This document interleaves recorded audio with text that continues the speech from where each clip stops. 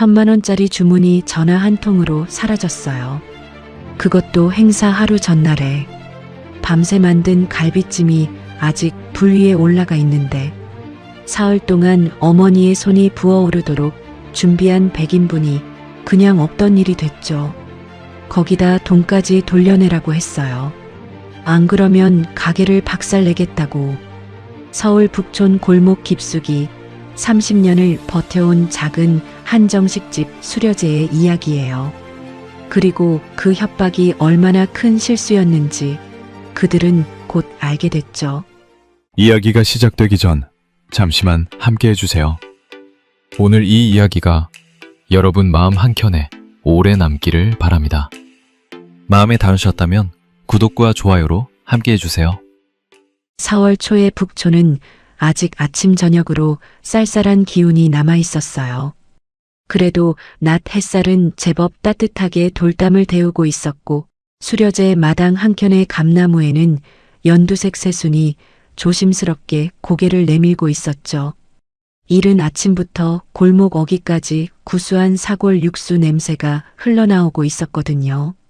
지나가던 동네 어르신이 그 냄새를 맡고 잠깐 발걸음을 멈추는 게 선주의 눈에 들어왔어요. 그런 아침이었죠. 수려제가 이 골목에 존재한다는 걸 냄새만으로 증명하는 그런 아침이었거든요. 주방에서는 윤수님이 봄 갈치를 손질하고 있었어요. 관절염으로 조금씩 굳어가는 손가락이었지만 칼질만큼은 여전히 정확하고 빠릿했죠. 새벽 4시부터 올려놓은 사골 육수는 이미 뽀얗게 끓고 있었고 냉장고 안에는 어젯밤 미리 손질해둔 제철 나물들이 가지런히 담겨 있었어요. 돌나물, 참나물, 취나물. 계절마다 달라지는 나물을 골라 무치는 게 윤수님의 낙이었거든요. 나물 하나에도 어머니만의 순서가 있었어요. 데치는 시간, 물기를 짜는 방식, 양념을 넣는 순서. 선주는 그 순서를 옆에서 지켜보며 7년을 배웠지만 아직도 어머니의 손맛을 완전히 따라가지 못한다고 느꼈죠. 선주는 홀 청소를 마치고 예약 장부를 펼쳐 오늘 점심 손님 수를 확인하고 있었어요. 12명.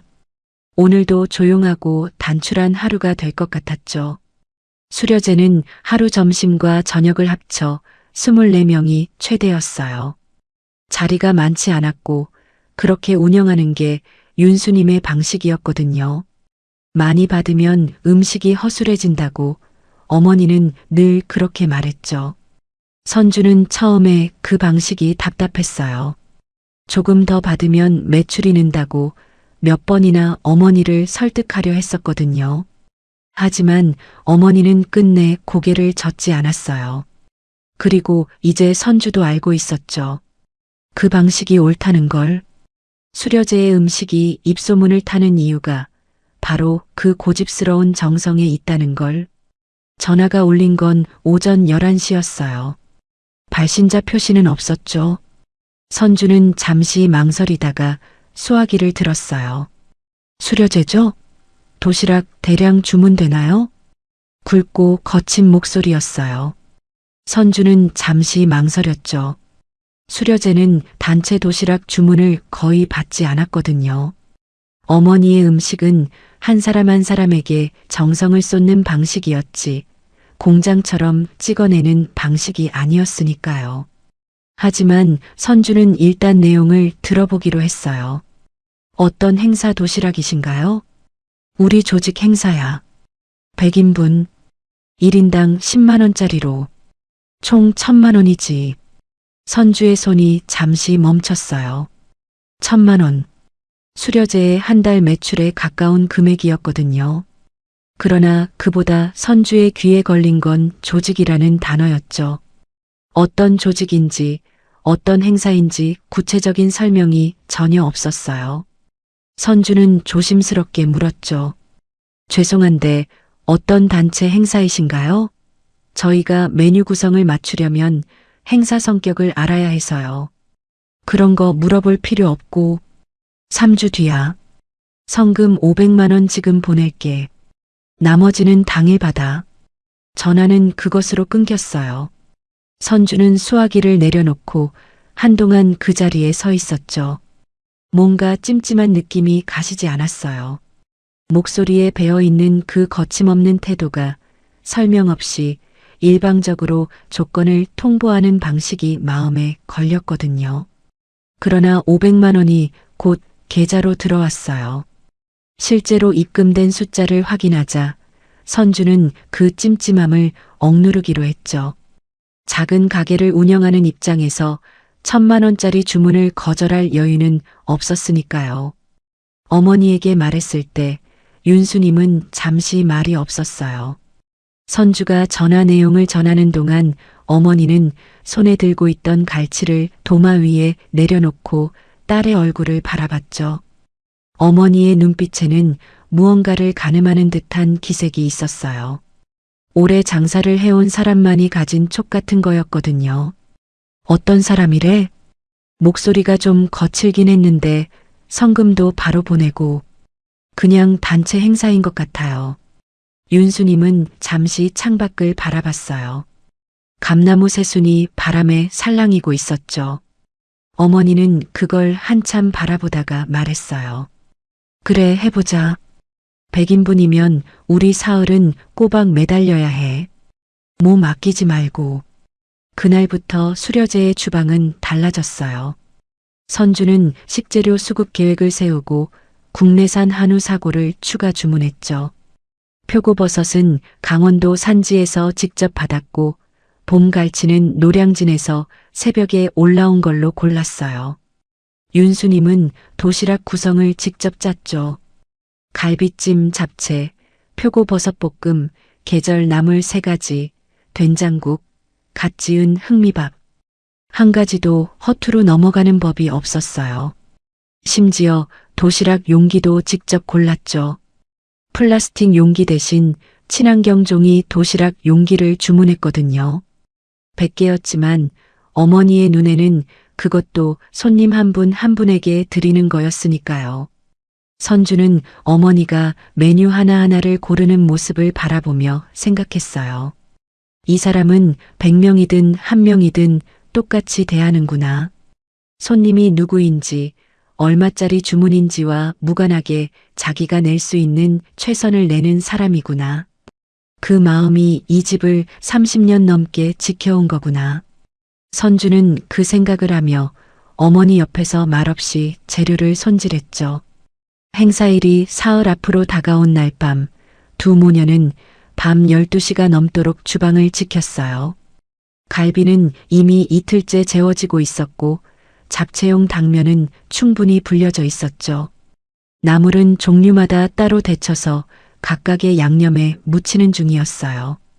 윤수님의 손은 그날따라 유독 빨갛게 부어 있었죠.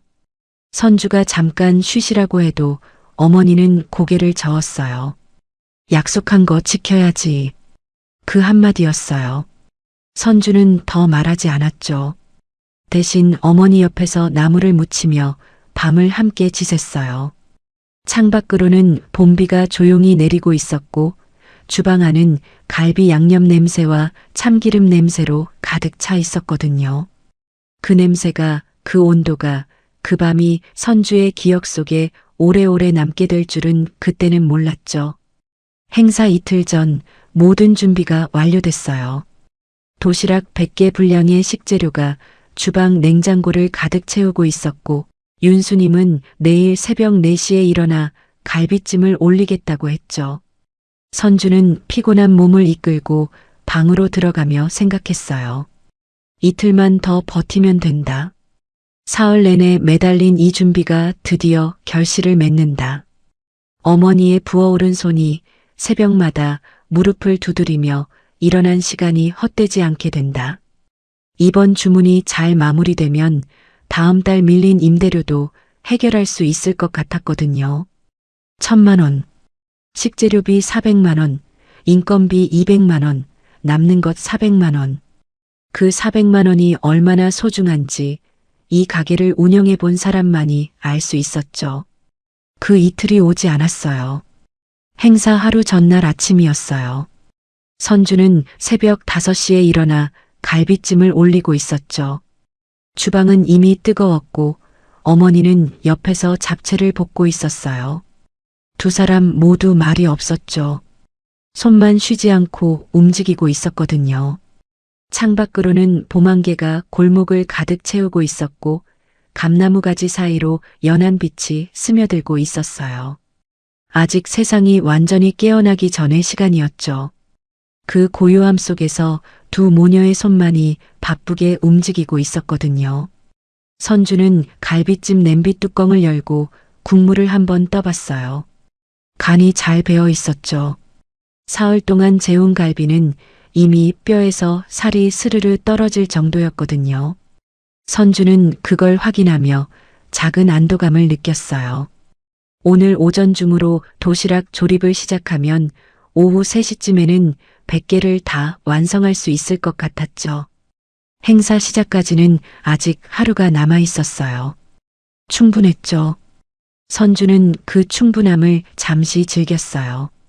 오랜만에 느껴보는 여유였거든요. 그 생각을 하는 순간 전화가 울렸어요. 오전 8시였죠. 나 황철민이야. 행사 취소야. 선주는 순간 귀를 의심했어요. 네, 지금 행사 하루 전인데요. 저희는 이미 준비가 다 됐습니다. 취소라고. 행사가 없어졌어. 500만 원 환불해줘. 선주의 머릿속이 하얗게 됐어요. 이미 식재료는 모두 구매된 상태였거든요. 갈비찜은 지금 불 위에 올라가 있었고 잡채는 어머니가 방금 볶아낸 것이었죠. 나물은 어젯밤에 이미 무쳐놓은 상태였고요. 선주는 목소리를 가다듬으며 말했어요. 고객님, 저희 계약 조건상 행사 이틀 이내 취소는 성금 전액 위약금 처리가 됩니다. 식재료와 인건비가 이미 전부 투입된 상태라서요. 위약금? 웃기고 있네. 내가 준 500만 원 오늘 안으로 돌려줘. 안 그러면 가게 가만히 안 둬. 전화가 끊겼어요. 선주는 그 자리에 굳어 있었죠. 손에 들고 있던 국자가 천천히 내려갔어요. 주방 안에 갈비 끓는 소리만 가득했거든요. 그 소리가 이상하게도 크게 들렸어요. 옆에서 잡채를 볶던 윤수님이 불을 줄이며 선주의 얼굴을 바라봤죠. 무슨 일이야? 선주는 말을 꺼내지 못했어요. 어머니의 손이 지금 저 불 위의 갈비찜이 어젯밤 내내 묻힌 나물들이 머릿속을 스쳤거든요. 손에는 식재료값만이 아니었죠. 사흘간 다른 예약을 모두 줄이고 이 주문에만 매달렸어요. 윤수님의 손은 사흘째 부어 있었거든요. 그 모든 게 전화 한 통으로 사라진 셈이었죠. 선주는 떨리는 목소리로 어머니에게 상황을 설명했어요.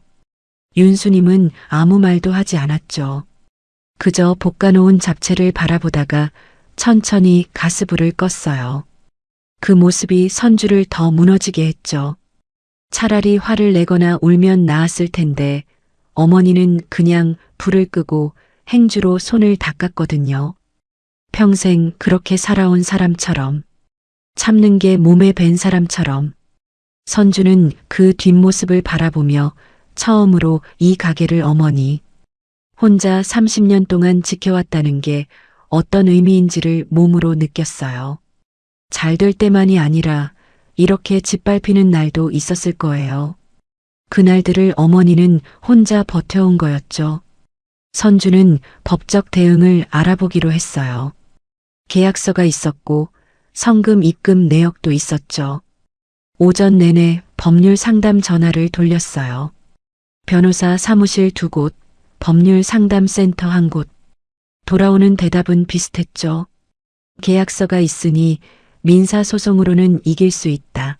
하지만 상대가 조직폭력배라면 실질적인 집행까지는 시간이 걸린다. 그 과정에서 영업피해가 생겨도 보상받기 어렵다. 일단은 신변 안전을 먼저 챙기라는 거였어요. 선주는 전화를 끊을 때마다 가슴이 더 무거워지는 걸 느꼈죠. 법이 있어도 법이 닿기까지의 시간 동안 이 집은 혼자였으니까요. 오후에 수소문에 보니 황철민이라는 이름은 이 동네 바닥에서 꽤 알려진 이름이었어요. 독사파, 강남 일대에서 활동하는 조직이었죠. 주로 자영업자들을 상대로 이런 방식의 공갈을 반복해왔다는 이야기가 돌았거든요. 선주는 그 이야기를 전해 들으며 손이 떨렸어요. 처음부터 계획된 거였죠. 성금을 보내고 준비를 다 시키고 취소하는 것. 500만 원을 돌려받기 위해 1000만 원어치 준비를 시키는 것. 선주는 그 생각을 하며 구역질이 날 것 같았어요. 분노가 아니라 수치심이었거든요. 그 덫에 걸린 자신이 어리석게 느껴졌죠. 그날 저녁 선주는 어머니와 함께 준비된 도시락 재료들을 바라봤어요. 냉장고 안에 가득 찬 갈비찜과 잡채와 나물들. 사흘간의 시간과 어머니의 손이 담긴 것들이었죠. 윤수님이 먼저 입을 열었어요. 이거 복지관에 보내자. 어머니, 지금 그게 중요한 게 아니잖아요. 어차피 만든 거야. 버리긴 아깝고. 근처 어르신들 계시잖아. 선주는 어머니의 말에 한동안 아무것도 하지 못했어요. 이 상황에서도 어머니의 첫 번째 생각은 음식을 버리지 않는 거였거든요. 사람을 먹이는 거였죠. 짓밟히고 억울하고 화가 나는 그 순간에도 어머니의 손은 음식 쪽을 향하고 있었어요. 선주는 눈물이 차오르는 걸 느꼈지만 꾹 참았죠. 대신 전화기를 들어 근처 노인복지관에 연락했어요. 다음 날 아침 수료제의 음식은 복지관 어르신 93분의 점심상에 올랐어요. 갈비찜 냄새가 복지관 복도까지 퍼졌다는 이야기를 나중에 전해 들었죠. 어르신 한 분이 20년 만에 이런 갈비찜을 먹어봤다고 하셨다는 이야기도 들었거든요.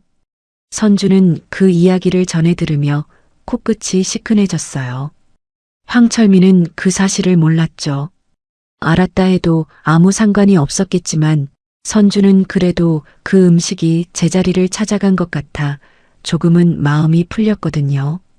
다음 날 오후 황철민이 직접 나타났어요. 검은 바람막이에 굵은 금목걸이를 걸고 있었고 양옆으로 덩치 큰 남자 둘을 데리고 왔죠. 세 사람이 좁은 북촌 골목 안으로 들어서는 순간 수려제의 공기가 달라졌어요. 마당 안까지 들어오는 발소리가 평소와 달리 무거웠고 점심 손님 몇 분이 그 모습을 보고 조용히 자리에서 일어났거든요. 선주는 그들을 붙잡고 싶었지만 그럴 수 없었죠. 손님들이 불편함을 느끼는 것 자체가 이미 수려제에게는 패배였으니까요. 황철민은 홀 안으로 거침없이 들어왔어요. 예약도 없이, 허락도 없이. 그는 가장 안쪽 테이블 의자를 발로 빼내어 앉으며 손가락으로 테이블을 두드렸죠. 양옆의 남자들은 입구 쪽에 서서 팔짱을 끼고 버텼어요. 나가지 못하게 막는 건지, 들어오지 못하게 막는 건지 알 수 없는 자세였거든요. 선주는 등골이 서늘해지는 걸 느끼면서도 앞으로 나섰어요. 다리가 떨렸죠. 무릎 안쪽이 가늘게 진동하는 게 느껴졌거든요. 하지만 그걸 들키면 안 됐어요. 제가 박선주입니다. 무슨 일로 오셨나요? 황철민은 선주를 위아래로 훑어보더니 비웃듯 말했어요. 500만 원 내놔. 오늘 안으로. 고객님, 저희 계약 조건상 행사 이틀 이내 취소는 성금 반환이 어렵습니다. 이미 식재료와 인건비가 전부 투입된 상태였고요. 규정? 나한테 규정 얘기해. 내가 독사파 황철민인 거 알아? 이 골목에서 장사 계속하고 싶으면 오늘 안으로 갖다 바쳐. 황철민의 목소리가 홀 안에 울려 퍼졌어요. 남아있던 손님 두 분이 슬그머니 자리를 피했죠. 선주는 그 모습을 눈으로 쫓으면서도 황철민에게서 시선을 떼지 않았어요. 무너지면 안 됐죠. 여기서 한 발이라도 물러서면 끝이라는 걸 알고 있었으니까요. 저 사람은 틈을 노리고 있다고 선주는 직감적으로 느꼈거든요. 약한 모습을 보이는 순간 저 사람은 더 깊이 파고들 거였어요. 그때 주방 문이 열렸어요. 윤수님이 앞치마를 두른 채 조용히 나왔죠. 선주는 속으로 어머니를 말리고 싶었어요. 하지만 윤수님은 황철민 앞에 조용히 서서 말했죠. 저희는 약속을 지켰어요. 행사 하루 전날까지 100인분을 다 준비했습니다. 취소는 고객님이 하신 거고요. 황철민이 윤수님을 바라봤어요. 그리고 피식 웃었죠. 어머니도 나오셨네. 이 골목 오래 장사하셨죠? 오래 장사한 집이 더 잃을 게 많잖아요. 그 말은 협박이었어요. 노골적이고 직접적인 협박이었죠. 윤수님의 표정이 굳었어요.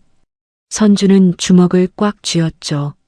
손톱이 손바닥에 박히는 느낌이었지만 아프지 않았어요. 황철민의 저 말 한마디가 이 집에 30년을 겨냥하고 있다는 걸 선주는 알았거든요. 그 두려움을 무기로 쓰고 있었죠. 황철민은 자리에서 일어나며 테이블 위에 놓인 도자기 찻잔을 손가락으로 툭 건드렸어요. 찻잔이 테이블 가장자리로 밀려나더니 바닥으로 떨어져 산산이 부서졌죠. 황철민은 그걸 내려다보며 말했어요. 오늘까지야. 안 가져오면 내일은 내가 직접 정리하러 올게. 세 사람이 나간 뒤 수려제는 텅 빈 듯 조용했어요. 선주는 바닥에 흩어진 찻잔 조각을 쓸어 담으며 손이 떨리는 걸 느꼈죠. 부서진 찻잔은 12년 전 어머니가 전주 도예 작가에게서 직접 사온 거였거든요. 한 점에 30만 원짜리였어요. 선주는 그 조각들을 손에 올려놓으며 생각했죠. 이게 찻잔이 아니라 이 집에 대한 경고라는 걸. 다음에 오면 저 사람은 더 큰 걸 부술 거였으니까요. 그날 저녁 선주는 경찰에 신고를 했어요. 담당 경찰은 녹취나 증거가 있으면 도움이 될 거라고 했죠. 내일 다시 오면 그때 신고하라는 말도 덧붙였어요. 선주는 전화를 끊고 핸드폰 녹음 기능을 켜두기로 했죠. 그게 지금 선주가 할 수 있는 전부였거든요. 선주는 그날 밤 거의 잠들지 못했어요. 내일 황철민이 다시 오면 어떻게 해야 하나? 경찰을 불러도 그 전에 가게가 먼저 박살나면 어쩌나? 어머니가 30년 지켜온 이 집이, 이 냄새가, 이 공간이 하루아침에 무너지면 어쩌나?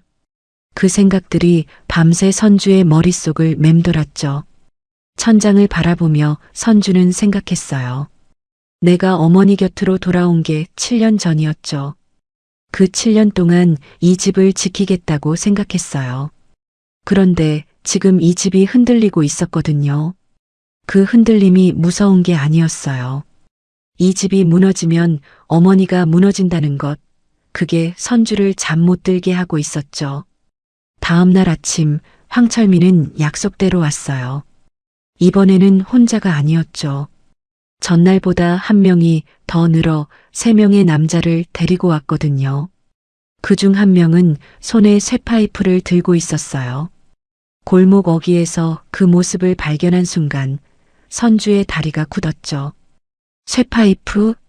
저걸로 무엇을 할 생각인지 선주는 알고 있었어요. 그럼에도 선주는 그 자리를 피하지 않았죠. 도망치면 어머니 혼자 남게 되니까요. 그것만은 안 됐거든요. 황철민은 수려제 마당 안으로 들어서자마자 마당 한가운데 놓인 장독대를 발로 걷어찼어요. 오래된 옹기 항아리 하나가 바닥에 쓰러지며 금이 갔죠. 윤수님이 20년 전부터 간장을 담가온 항아리였거든요. 선주는 그 소리를 들으며 무언가가 와장창 부서지는 느낌을 받았어요. 항아리가 아니라 자신의 어딘가가 깨지는 것 같은 느낌이었죠. 어머니가 20년 동안 그 항아리에 무엇을 담아왔는지 선주는 알고 있었어요. 그건 간장이 아니었거든요. 시간이었죠. 계절마다 메주를 쓰고 소금을 고르고 햇볕에 말리던 그 모든 시간이었으니까요. 500만 원 준비됐어? 황철민의 목소리는 어제보다 더 낮았어요. 낮고 차가웠죠. 선주는 입술을 깨물며 앞으로 나섰어요. 저희는 드릴 수 없습니다. 저희가 계약을 어긴 게 아니니까요. 그래. 황철민이 옆 남자에게 눈짓을 했어요. 쇠파이프를 든 남자가 천천히 홀 쪽으로 걸어갔죠. 선주가 몸으로 막아섰어요. 들어가시면 안 됩니다. 비켜. 안 됩니다. 선주는 자신이 왜 이렇게 버티고 있는지 몰랐어요. 무서웠거든요. 온몸이 떨렸죠. 하지만 발이 움직이지 않았어요. 이 문 너머에 어머니가 있었거든요. 이 집이 있었죠. 30년의 시간이 있었어요. 그게 선주를 그 자리에 붙잡아 두고 있었거든요. 쇠파이프가 무섭지 않다면 거짓말이었죠. 하지만 그보다 더 무서운 건 저 문이 부서지는 거였어요. 황철민이 선주를 밀쳐냈어요. 선주가 비틀거리며 돌담에 등을 부딪혔죠. 등이 욱신거렸어요. 그 순간 주방 문이 벌컥 열렸거든요.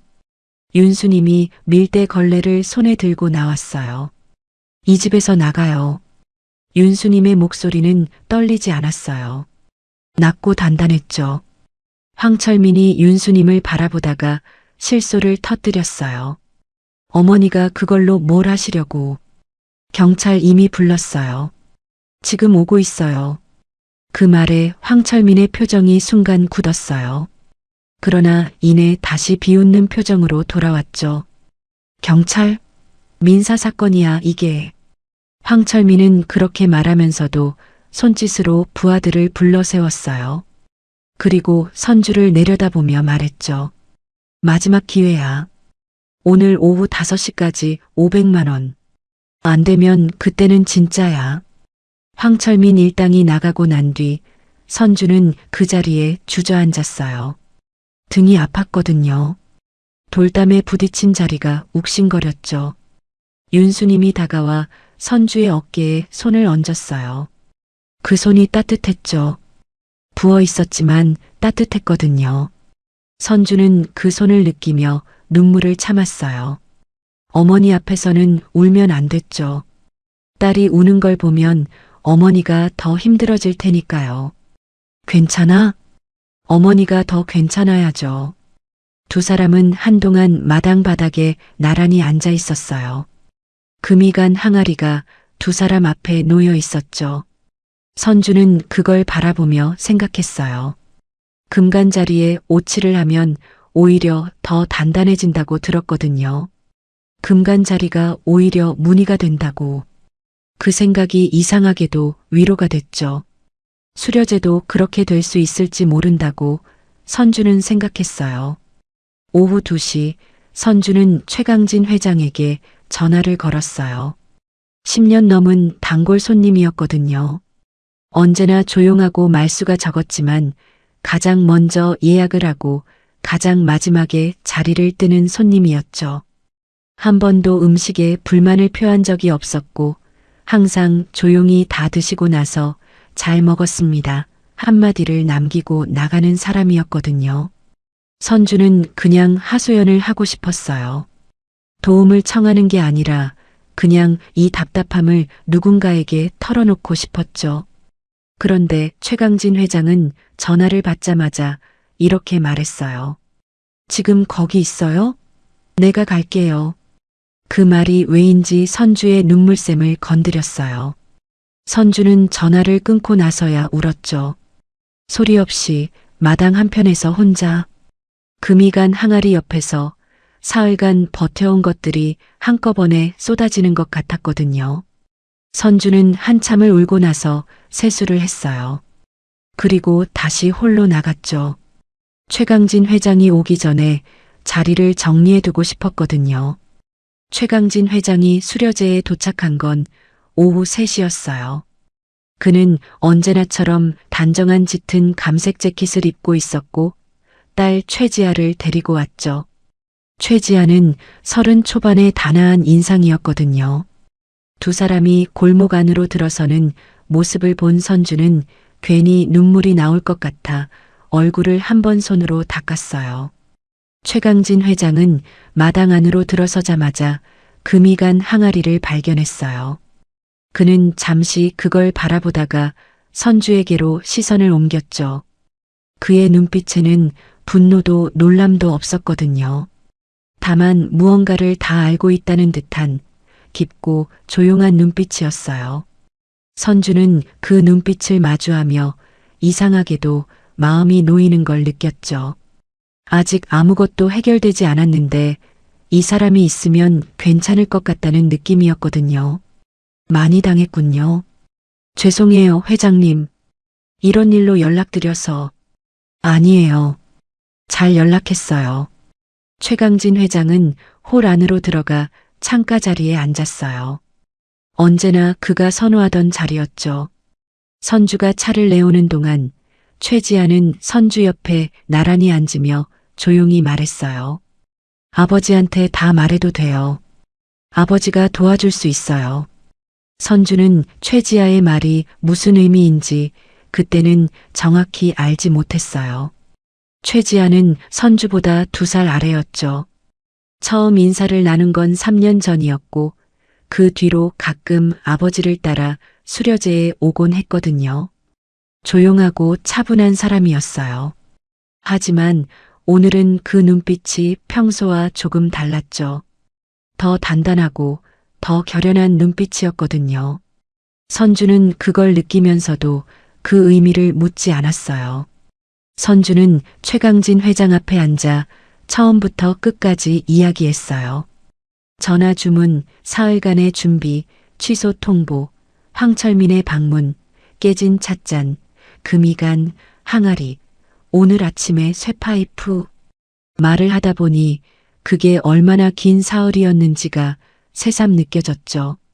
이야기를 마치고 나자 선주는 이상하게도 조금 가벼워진 느낌이 들었어요. 누군가에게 털어놓는 것만으로도 무언가가 달라지는 것 같았거든요. 최강진 회장은 선주의 이야기를 끝까지 들었어요. 중간에 끊지 않았고 표정도 크게 변하지 않았죠. 다만 눈빛만이 점점 깊어졌거든요. 선주가 말을 마치자 회장은 잠시 찻잔을 바라보다가 물었어요. 황철민이라고 했죠? 네. 독사파? 네, 그렇게 들었어요. 최강진 회장이 고개를 끄덕였어요. 그리고 최지아를 바라봤죠. 2사람 사이에 짧은 눈빛이 오갔어요. 말 한마디 없는 그 눈빛 속에 이미 모든 게 담겨 있는 것 같았거든요. 선주는 그 순간 자신이 모르는 무언가가 있다는 걸 직감했지만 묻지 않았어요. 선주 씨, 오늘 오후 5시에 황철민이 다시 온다고 했죠? 네. 그냥 기다려요. 아무것도 안 해도 돼요. 그 말이 왜인지 선주를 완전히 무장해제 시켰어요. 아무것도 안 해도 된다는 말. 사흘 동안 혼자 버텨온 선주에게 그 말은 어떤 위로보다 컸죠. 선주는 고개를 끄덕이면서도 눈물이 차오르는 걸 느꼈어요. 이번에는 참지 못했거든요. 한 방울이 볼을 타고 흘러내렸죠. 선주는 얼른 고개를 숙여 그걸 감췄어요. 최강진 회장이 자리에서 일어나며 윤수님 쪽을 바라봤어요. 윤수님은 주방 문 앞에 서 있었죠. 2사람은 말없이 눈을 마주쳤어요. 최강진 회장이 고개를 한번 숙였고 윤수님도 천천히 고개를 숙였죠. 그 짧은 인사가 오랜 신뢰처럼 느껴졌거든요. 선주는 그 모습을 바라보며 생각했어요. 이 2사람은 서로를 알고 있구나. 단순한 손님과 가게 주인의 관계가 아니구나. 하지만 그 이상은 지금 물을 때가 아니었죠. 최강진 회장이 골목 밖으로 나가고 난 뒤 수료제 안은 다시 조용해졌어요. 선주는 홀 한편 의자에 앉아 창밖을 바라봤죠. 오후 4시. 황철민이 오기까지 1시간이 남아 있었거든요. 그 1시간이 이상하게 길게 느껴졌어요. 무서운 건지 기다려지는 건지 선주 자신도 알 수 없었죠. 다만 아까와는 달라진 게 있었어요. 혼자가 아니라는 느낌이었거든요. 그 느낌 하나가 선주를 의자에 앉혀두고 있었어요. 도망치지 않게 붙잡고 있었죠. 오후 4시 50분 골목 어귀에 검은 차 3대가 조용히 멈췄어요. 검은 차에서 내린 사람들은 모두 단정한 차림이었어요. 양복에 넥타이를 맨 사람도 있었고 짙은 색 점퍼를 입은 사람도 있었죠. 하나같이 조용했거든요. 떠들거나 서두르지 않았어요. 그 조용함이 오히려 더 무거웠죠. 그들은 골목 어귀에 두 줄로 서서 골목 안쪽을 바라봤어요. 숫자는 12이었거든요. 그리고 최강진 회장이 맨 앞에 섰죠. 선주는 홀 안에서 그 모습을 창문 너머로 바라봤어요. 저 사람들이 누구인지 몰랐죠. 최강진 회장이 부른 사람들이라는 것만 알았거든요.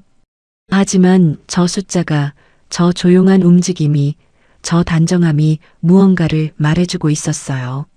선주는 숨을 죽이고 바라봤죠.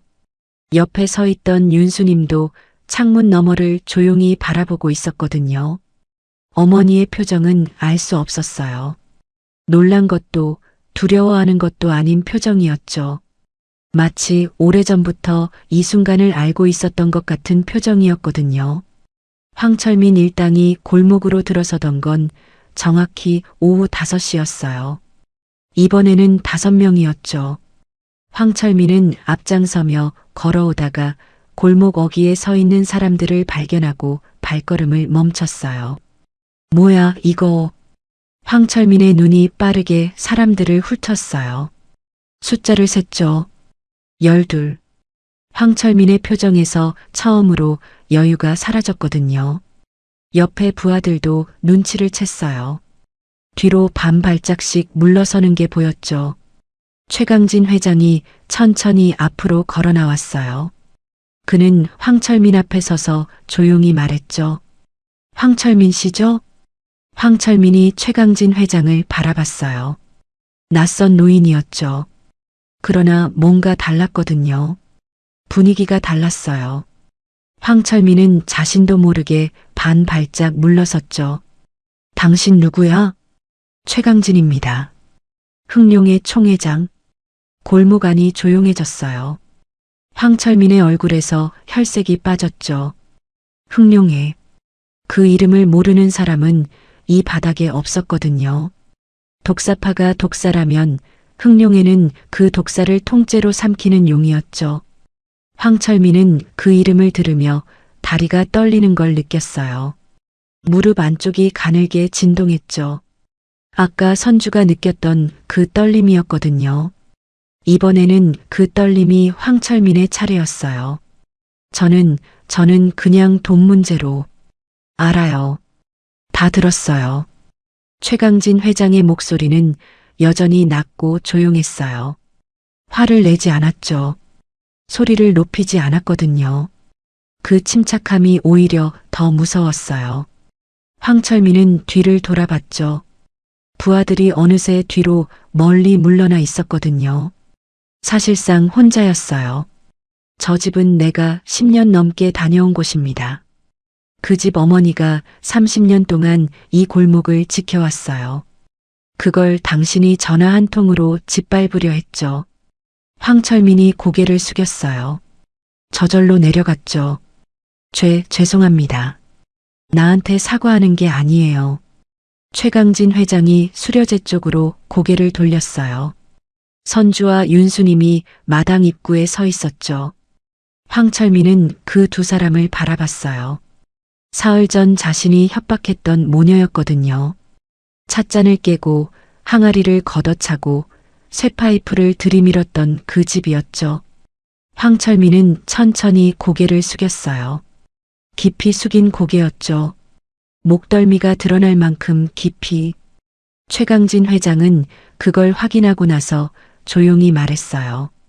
내일 중으로 손해배상 내역 정리해서 가져오세요. 식재료비, 인건비, 기물 파손 비용 전부. 위약금 별도로. 직접 계산해서 가져오면 내가 검토할게요. 그리고 한 가지 더. 황철민이 고개를 들었어요. 배상이 끝난 뒤에도 할 일이 있어요. 직접 몸으로 때워야 할 게 남아 있거든요. 내일 오면 알게 될 거예요. 황철민은 아무 말도 하지 못했어요. 고개만 끄덕였죠. 그것이 전부였거든요. 독사파 행동대장이라고 큰 소리치던 그 남자가 좁은 북촌 골목 안에서 고개를 숙이고 있었어요. 최강진 회장이 돌아서며 선주에게 짧게 말했죠. 오늘은 문 닫고 쉬어요. 선주는 그 말에 고개를 끄덕였어요. 목이 메어 말이 나오지 않았죠. 윤수님은 그 자리에서 아무 말 없이 주방으로 돌아갔어요. 잠시 후 주방에서 된장국 끓는 냄새가 흘러나왔죠. 어머니는 그날도 저녁을 준비하고 있었거든요. 다음 날 오전 황철민에게서 연락이 왔어요. 직접 찾아오겠다고 했죠. 선주는 최강진 회장에게 연락해 그 사실을 알렸고 회장은 최지아를 보냈거든요. 최지아는 수려제 홀 한편에 조용히 앉아 황철민을 기다렸어요. 그 모습이 어제의 아버지와 닮아 있었죠. 조용하고 단단하고 흔들리지 않는 모습이었거든요. 황철민은 혼자 왔어요. 전날의 그 기세는 어디에도 없었죠. 바람막이 대신 평범한 점퍼를 입고 있었고 손에는 서류 봉투를 들고 있었거든요. 그는 홀 안으로 들어서며 선주를 발견하자 고개를 숙였어요. 어제의 그 목소리, 어제의 그 눈빛은 없었죠.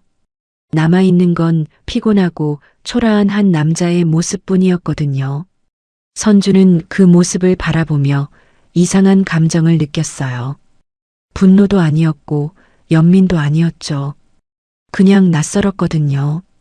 사흘 동안 그렇게 두려웠던 사람이 지금은 이렇게 작아 보였어요. 어제 제가 계산한 거예요.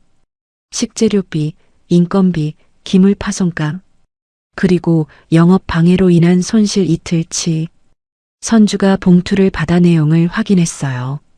식재료비 420만 원, 인건비 200만 원, 기물 파손 찻잔 1.30만 원, 항아리 수리비 50만 원, 영업 손실 이틀 200만 원.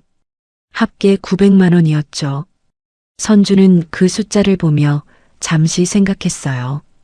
황철민 나름대로는 계산을 한 것 같았거든요. 하지만 빠진 게 있었죠. 최지아가 서류를 검토했어요. 그리고 황철민에게 말했죠. 식재료비는 실제 지출 영수증 기준으로 다시 계산해야 해요. 어머니 인건비는 30년 경력 기준으로 다시 산정해야 하고요. 영업 손실도 이틀이 아니라 위협이 시작된 날부터 산정해야 해요. 정신적 피해 보상도 별도예요. 황철민은 군말 없이 고개를 끄덕였어요. 최지아가 다시 계산한 금액은 1,500만 원이었죠. 황철민은 그 자리에서 계좌이체로 전액을 보냈어요. 선주의 휴대폰에 입금 문자가 울렸죠. 1,500만 원. 선주는 그 문자를 바라보며 이상하게도 기쁘지 않았어요. 억울함이 풀린 느낌도 아니었죠. 그저 오래 짓눌려 있던 무언가가 조금 가벼워진 느낌이었거든요. 돈으로 살 수 없는 것들이 있다는 걸 선주는 알고 있었어요. 어머니의 부어오른 손이, 깨진 찻잔이, 금이 간 항아리가. 그것들은 1,500만 원으로 완전히 회복되는 게 아니었죠. 하지만 그래도 이 숫자가 의미하는 건 분명했어요. 저 사람이 자신이 한 일의 무게를 인정했다는 것. 그것만으로도 충분하다고 선주는 생각하기로 했죠. 최지아가 황철민에게 말했어요. 회장님 말씀이 있어요. 이번 일로 끝내는 대신 앞으로 수려제에 어떤 방식으로든 해가 되는 행동을 하면 그때는 법적으로 처리하겠다고요. 녹취도 다 있고 증거도 다 확보됐어요. 그리고 한 가지 더. 노량진 수산시장 아세요? 황철민이 고개를 들었어요. 회장님 아는 분이 거기서 일하세요. 다음 달부터 거기서 일하게 될 거예요. 몸으로 직접 느껴봐야 알 수 있는 게 있다고 하셨거든요. 황철민은 아무 말도 하지 못했어요. 거부할 수 있는 상황이 아니었죠. 고개를 끄덕이는 것 외에 선택지가 없었거든요. 황철민이 나가려다 문 앞에서 멈췄어요. 저 한 가지만 물어봐도 될까요? 선주가 바라봤죠. 복지관에 음식 보냈다고요. 제가 취소한 그 음식? 네. 황철민은 잠시 말이 없다가 말했어요. 그걸 왜 버리지 않고? 버리긴 아까우니까요. 어머니가 그렇게 하셨어요. 황철민은 그 말을 듣고 고개를 한 번 더 숙였어요. 이번에는 오래 숙이고 있었죠. 선주는 그 뒷모습을 바라보며 생각했어요. 저 사람이 진심인지 아닌지는 아직 알 수 없었죠. 하지만 지금 이 순간 저 사람도 무언가를 느꼈을 거였어요. 그것으로 충분하다고 선주는 그렇게 생각하기로 했죠. 황철민이 나가고 난 뒤 최지아가 선주 옆에 앉았어요. 두 사람은 한동안 말없이 빈 홀을 바라봤죠. 창밖으로 돌담 위에 오후 햇살이 길게 드리워져 있었어요. 아버지가 왜 이 집을 10년 넘게 다니셨는지 저도 이제 알 것 같아요. 선주가 최지아를 바라봤죠. 왜요? 음식이 맛있어서가 아니에요. 이 집이 어떤 집인지 아버지는 처음부터 알고 계셨던 것 같아요. 선주는 그 말의 의미를 곱씹으며 창밖을 바라봤어요. 이 집이 어떤 집인지. 수려제가 30년 동안 이 골목을 지켜올 수 있었던 건 음식 솜씨 때문만이 아니었거든요. 어떤 날에도 새벽 4시에 일어나 육수를 올리는 사람이 있었기 때문이었죠. 짓밟히는 날에도 음식을 버리지 않고 복지관으로 보내는 사람이 있었기 때문이었거든요. 그게 이 집의 정체였어요. 그리고 최강진 회장은 그걸 10년 넘게 보아온 거였죠. 반년이 지났어요. 수려제는 다시 일상으로 돌아왔죠. 봄이 지나 여름이 왔고 여름이 지나 가을이 왔거든요. 감나무에는 주황빛감이 주렁주렁 달려 있었고 된장 끓는 냄새는 여전히 골목 어귀까지 흘러나오고 있었어요. 금이 간 항아리는 오칠 장인에게 맡겨 수리했죠. 금간 자리에 금박을 입혔고 그 자리가 오히려 무늬가 됐거든요. 윤수님은 그 항아리를 다시 마당에 내놓으며 말했어요. 더 예쁘네. 선주는 그 말이 항아리에만 하는 말이 아닌 것 같아 한참을 그 앞에 서 있었죠. 금이 간 자리가 무늬가 된 항아리. 짓밟힌 자리가 오히려 단단해진 집. 그게 수려제였거든요. 그리고 그게 윤수님이 30년 동안 이 골목에서 살아온 방식이었죠. 황철민은 최강진 회장의 말대로 노량진 수산시장에서 일을 시작했어요. 처음 한 달은 버티기가 힘들었다는 이야기를 나중에 전해 들었죠. 새벽 4시에 출근해서 오후 늦게까지 생선 박스를 나르는 일이었거든요. 독사파 행동대장이 하던 일과는 완전히 다른 세계였어요. 그래도 황철민은 도망치지 않았죠. 그게 최강진 회장이 내건 조건이었고 그 조건을 지키는 것만이 자신이 할 수 있는 유일한 방식이라는 걸 알고 있었거든요. 선주가 노량진 수산시장을 찾은 건 가을 어느 날 이른 아침이었어요. 갈치철이 돌아왔고 직접 골라서 사오는 게 마음이 놓였거든요. 시장은 이른 아침부터 분주했죠. 생선 비린내와 얼음 녹는 냄새가 섞인 그 특유의 공기가 코를 찔렀어요. 선주는 익숙한 그 냄새를 맡으며 발걸음을 옮겼죠.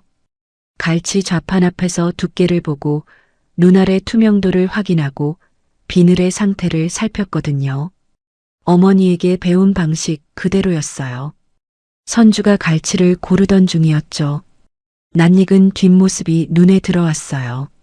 작업복을 입고 생선 박스를 나르고 있는 남자였거든요.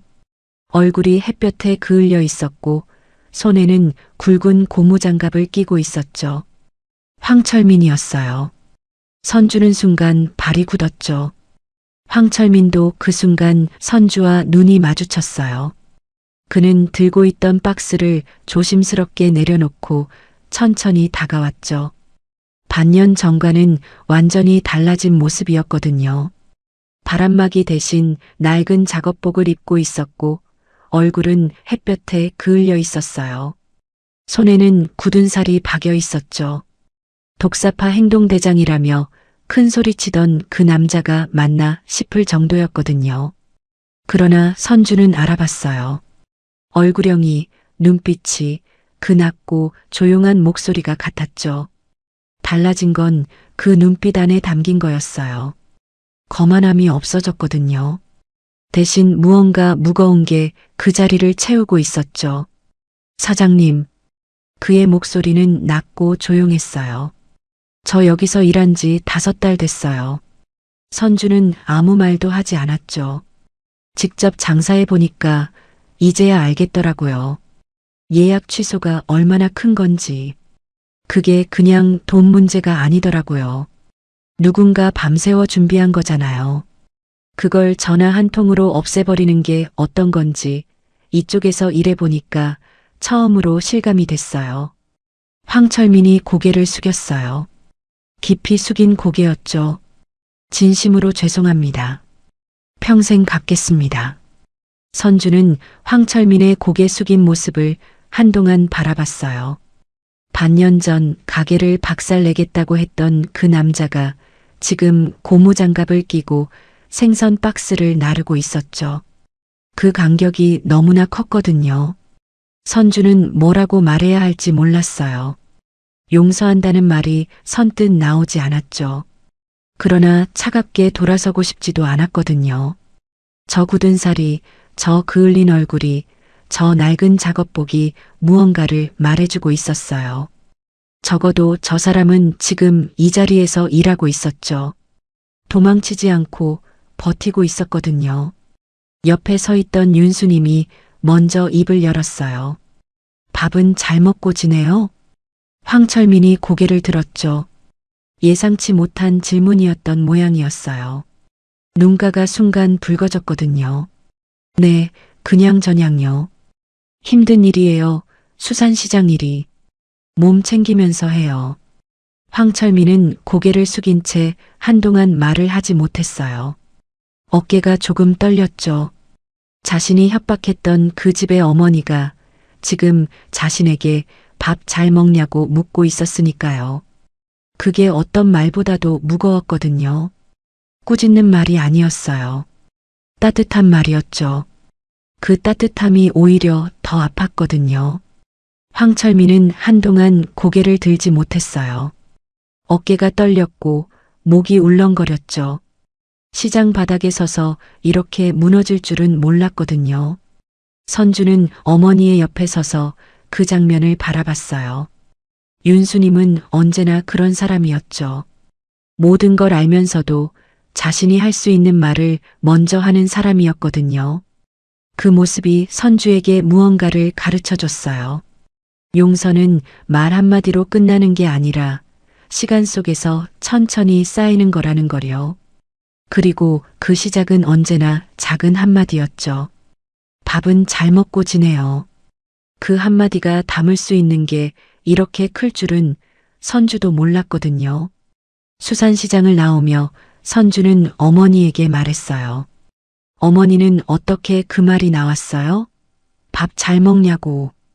윤수님이 장바구니를 고쳐들며 말했죠. 사람이 뉘우치고 있으면 그건 이미 벌 받는 거야. 거기다 더 얹으면 내가 더 추해지지. 선주는 그 말을 들으며 걸음을 멈췄어요. 어머니의 등이 멀어지는 걸 바라보며 자신이 7년 동안 이 사람 곁에서 음식을 만들어 왔다는 게 새삼스럽게 느껴졌죠. 음식만 배운 게 아니었거든요. 사람을 대하는 방식도 상처를 다루는 방식도 이 사람에게서 배워왔다는 걸 선주는 그 순간 처음으로 또렷하게 알았어요. 7년이 지나서야 알게 된 것들이었죠. 어쩌면 그 7년이 필요했던 건지도 몰랐거든요. 이 사람 곁에 있어야만 배울 수 있는 것들이었으니까요. 그날 저녁 수려제는 다시 문을 열었어요.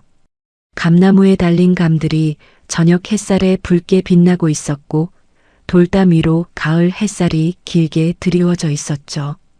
주방에서는 된장 끓는 냄새와 들기름 냄새가 다시 골목 어귀까지 흘러나오고 있었거든요. 그 냄새가 골목을 타고 퍼지는 동안 지나가던 동네 어르신이 또 한 번 발걸음을 멈췄어요. 수려제가 이 골목에 존재한다는 걸 냄새만으로 증명하는 저녁이었죠. 시퀀스 1의 그 아침과 같은 냄새였거든요. 그 냄새가 여전히 이 골목에 있다는 게 선주에게는 무엇보다 큰 증거였어요. 최강진 회장이 최지아와 함께 들어섰어요. 언제나처럼 창가 자리였죠. 오늘은 어머니가 직접 만드신 거예요? 네, 오늘 갈치 직접 골라왔어요. 아침에 노량진에서요. 최강진 회장이 고개를 끄덕였어요. 그럼 됐네요. 식사가 진행되는 동안 수려제는 조용했어요. 젓가락 소리, 국물 떠먹는 소리, 가끔 최지아가 낮게 웃는 소리. 그 작은 소리들이 이 공간을 가득 채우고 있었죠. 선주는 홀 한편에 서서 그 소리들을 듣고 있었거든요. 이 소리가 당연한 게 아니었다는 걸 선주는 이제 알고 있었어요. 당연한 건 없었죠. 이 저녁도, 이 냄새도, 이 소리도 모두 누군가의 새벽과 맞바꾼 것들이었거든요. 식사가 끝날 무렵 최강진 회장이 젓가락을 내려놓으며 주방 쪽을 향해 말했어요. 오늘도 잘 먹었습니다. 주방 안에서 윤수님의 목소리가 들려왔죠. 고맙습니다, 어르신. 선주는 그 짧은 대화를 들으며 홀 한편에 서 있었어요. 이 공간이 무너지지 않은 것, 이 냄새가, 이 소리가, 이 온도가 그대로인 것. 밤새워 만든 음식이 짓밟혔던 그날 밤, 어머니의 갈라진 손등, 황철민의 협박, 홀 안에서 혼자 행주를 꽉 쥐고 버텼던 그 시간, 그리고 최강진 회장의 그 한마디. 그 모든 게 쌓여서 지금 이 저녁이 만들어진 거였죠. 선주는 그걸 알고 있었어요. 그리고 앞으로도 잊지 않을 거였거든요. 최지아가 자리에서 일어나며 선주에게 조용히 말했어요. 수려제, 오래오래 해요. 이런 집이 이 골목에 있어야 하거든요. 선주는 그 말에 고개를 끄덕였죠. 말은 하지 않았어요. 할 필요가 없었거든요. 그냥 고개를 끄덕이는 것으로 충분했죠. 수려제의 저녁은 다시 느리고 깊고 진심이었어요. 수려제 이야기 끝까지 함께 해주셔서 감사합니다. 30년의 세월이 담긴 된장 냄새처럼 이 이야기도 오래 기억에 남기를 바랍니다. 밤새워 만든 밥상을 짓밟는 사람이 있는가 하면 그 밥상을 지켜주는 사람도 있습니다. 그리고 가장 중요한 건 그 밥상을 끝까지 포기하지 않은 두 모녀였습니다. 악행은 반드시 대가를 치르고 진심은 반드시 남습니다. 금이 간 자리에 금박을 입힌 항아리처럼 상처는 때로 가장 아름다운 무늬가 됩니다. 수레새는 오늘도 그 골목을 지키고 있습니다. 오늘 이야기가 억울한 순간에 있는 누군가에게 작은 위로와 용기가 되었으면 좋겠습니다. 마음에 드셨다면 구독과 좋아요 부탁드립니다. 다음 이야기도 함께 해주세요. 감사합니다.